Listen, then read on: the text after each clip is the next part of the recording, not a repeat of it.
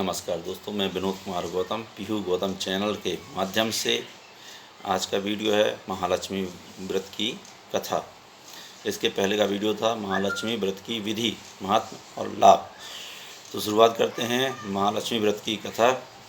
तो दोस्तों, इस चैनल को अर्थात पीहू गौतम चैनल को ज़्यादा से ज़्यादा लोग सब्सक्राइब करें और हमारे चैनल को लाइक करें और ज़्यादा से ज़्यादा इस वीडियो शेयर करें। शुरुआत करते हैं महालक्ष्मी व्रत की कथा। प्राचीन समय में हस्तिनापुर नाम की एक नगरी थी, जहाँ के राजा धृतराष्ट्र हुआ करते थे और उनके परिवार में भीष्म पितामह, विदुर, पांडु आदि हुआ करते थे। पांडु के पुत्र पांडव कहलाए और धृतराष्ट्र के पुत्र कौरव कहलाए। तो कहते हैं प्राचीन समय में व्यास ऋषि एक दिन हस्तिनापुर नगर को गए, जहाँ पर उनका स्वागत भीष्म जी ने बड़े ही धूमधाम से किया। उनको सोने के सिंहासन में बैठाया और उनकी विधि पूर्वक पूजन अर्चन किया। इसके बाद जो दो रानियाँ थीं, गांधारी और कुंती, उन्होंने उनका खूब स्वागत सत्कार किया। स्वस्थ चित्त और आराम करने होने के बाद उन्होंने प्रसन्न होकर गांधारी और कुंती को आशीर्वाद दिया। गांधारी और कुंती ने उनसे पूछा कि ऋषिगण, आप जो है हमें ऐसा कोई व्रत बताइए जिससे हमारे घर में, हमारे राज्य में राजलक्ष्मी और सुख, पौत्र पौत्र आदि विकसित हो सकें, स्थिर हो सकें। उन्होंने कहा कि एक ऐसा व्रत है जिसे महालक्ष्मी व्रत कहते हैं। वह भादों की शुक्ल पक्ष की अष्टमी से उसकी शुरुआत होती है। नदी जलाशय में उसका दुर्वा से 16 दुर्वा से उनका तर्पण किया जाता है। 16 दिन ये व्रत चलता है और आश्विन के कृष्ण पक्ष की अष्टमी को इस व्रत का, महालक्ष्मी का, मिट्टी के हाथी का पूजन करके इसका समापन होता है। उन्होंने उनको पूरी विधि बताई और गांधारी और कुंती उस व्रत को करना आरंभ कर दिया।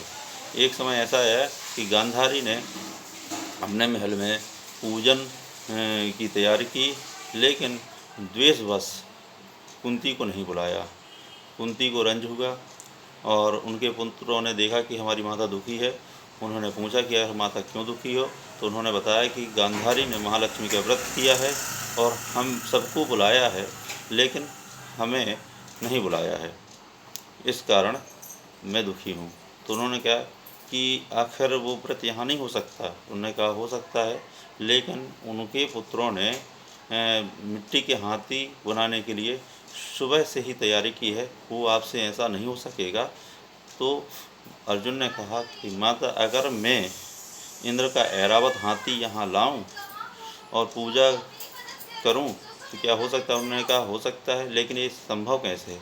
तो उन्होंने अर्जुन ने एक पत्र में दिव्य बाण द्वारा इंद्रलोक भेजा। इंद्रलोक में इंद्र ने उस पत्र को पढ़ा। उन्होंने लिखा कि मुझे एक दिन के लिए लक्ष्मी पूजन के लिए आपका ऐरावत हाथी पृथ्वीलोक पर चाहिए।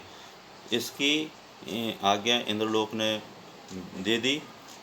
16वें दिन, अष्टमी के दिन, जब ऐरावत हाथी तैयार हुआ तो ऐरावत हाथी को स्वर्ण जड़ित, रत्न जड़ित आभूषणों से सजाया गया और उनको रेशमी वस्त्र का उसमें और रत्न जड़ित सिंहासन उसमें बैठाया गया और घुंघरू बांधे गए सोने के।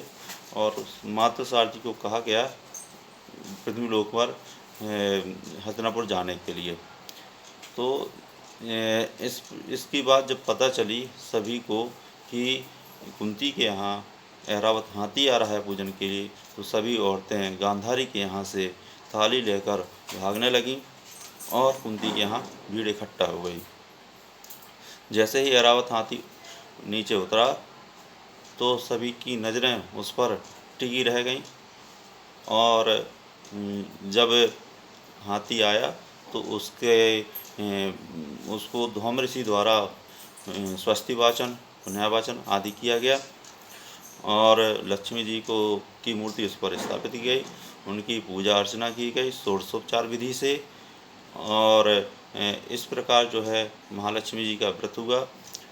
इस प्रकार हाथी का भी पूजन किया गया, उसको गंगा जल पिलाया गया और औरतों ने भी उसकी पूजा अर्चना की। फिर बाद में लक्ष्मी जी की आरती हुई, क्योंकि आरती के बिना कोई पूजा मानी नहीं जाती है। तो उस दिन आरती हुई और सभी लोग बड़े प्रसन्न हुए, बड़े सुखी हुए और ये दृश्य बड़ा मनमोहक था। अतः इस प्रकार इसकी कथा थी। अब कथा करने के बाद ओम महालक्ष्मी नमः और एक मंत्र होता है जिसे बोला जाता है। ऊंचा सो प्रवाटन गाँव जहाँ की राजा मंगल सेन अमयंती दमयंती रानी हमसे कहती तुमसे कहती 16 बोल की एक कहानी। इस मंत्र को कहकर एक गांठ धागे में लगाई जाती है और 16 गांठें लगाकर उसका निवेद्य पूजन से करके हाथ में बांधा जाता है। औरतें बाएं हाथ में और पुरुष दाहिने हाथ में बांधते हैं। इस प्रकार इस व्रत को किया जाता है। और फल कई औरतें 3 दिन का व्रत रहती हैं और कई औरतें 5 दिन का व्रत, कई औरतें 1 दिन का व्रत रहती हैं। जो 3 दिन और 5 दिन का व्रत रहती हैं उनके लिए फलाहार ज़्यादा उपयुक्त रहता है या दूध की मिठाई उपयुक्त रहती है। इनका सेवन किया जाता है, पूरे दिन व्रत रहा जाता है और अगले दिन 9वीं तिथि को इस व्रत को खोला जाता है और ब्राह्मण को दक्षिणा दी जाती है। तब इस दक्षिणा देने के बाद इस व्रत को पूर्ण माना जाता है। इसके बाद जो है इस व्रत का उद्यापन होता है।